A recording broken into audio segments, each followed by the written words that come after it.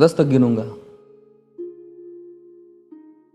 राम लिखते ही, पढ़ते ही, सुनते ही, देखते ही या दिखते ही मन में जो पहला विचार आता है उसे बांध कर रखिए। पूछूंगा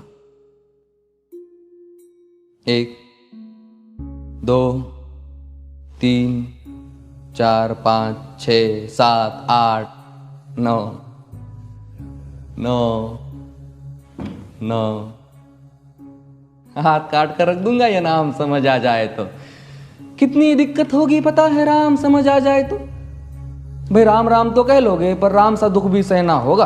पहली चुनौती ये होगी कि मर्यादा में रहना होगा। और मर्यादा में रहना मतलब कुछ खास नहीं कर जाना है, बस त्याग को गले लगाना है और अहंकार जलाना है। अब अपने राम लला के खातिर इतना ना कर पाओगे और शबरी का जूठा खाओगे तो पुरुषोत्तम कहलाओगे। काम क्रोध के भीतर रहकर तुमको शीतल बनना होगा। बुद्ध भी जिसकी इच्छाओं में बैठे वैसा पीपल बनना होगा ये सब कुछ, और वो भी शून्य में रहकर प्यारे। तभी तुमको पता चलेगा कि कितने अद्भुत राम हमारे। सोच रहे हो कौन हूं मैं? चलो बता ही देता हूं। तुमने ही तो नाम दिया था मैं पागल कहलाता हूं। नया नया हूं यहाँ पे तो ना पहले किसी को देखा है। वैसे तो हूं त्रेता से, मुझे कृष्ण किसी ने कलयुग भेजा है। भाई बात वहां तक फैल गई है कि यहाँ कुछ तो मंगल होने को है कि भरत से भारत हुए राज में सुना है राम जी आने को है। बड़े भाग्यशाली हो तुम सब। नहीं, वहां पे सब यही कहते हैं कि हम तो राम राज्य में रहते थे पर इन सब में राम रहते हैं। यानी तुम सब में राम का अंश छुपा है। नहीं मतलब वो तुम में आते हैं रहने। सच है या फिर गलत खबर? अगर सच्ची है तो क्या कहने। तो सबको राम पता ही होगा, घर के बड़ों ने बताया होगा। तो बताओ फिर कि क्या है राम। बताओ फिर कि क्या है राम। बताओ। अरे पता है तुमको क्या है राम?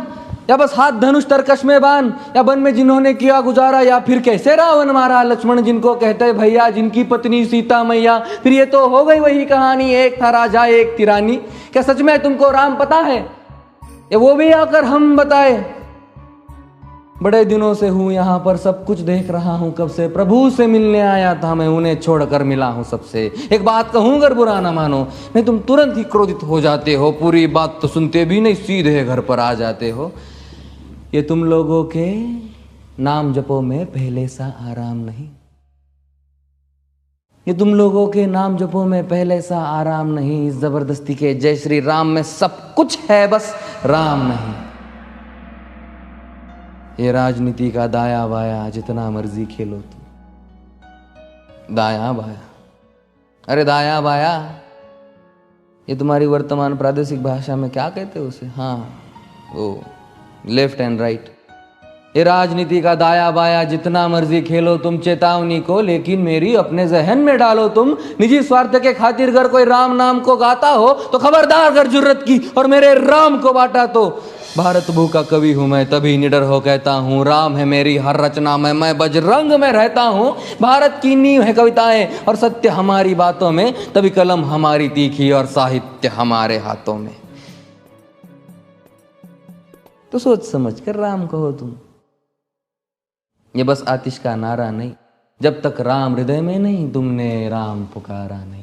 राम कृष्ण की प्रतिभा पर पहले भी खड़े सवाल हुए। ये लंका और ये कुरुक्षेत्र यूं ही नहीं थे लाल हुए।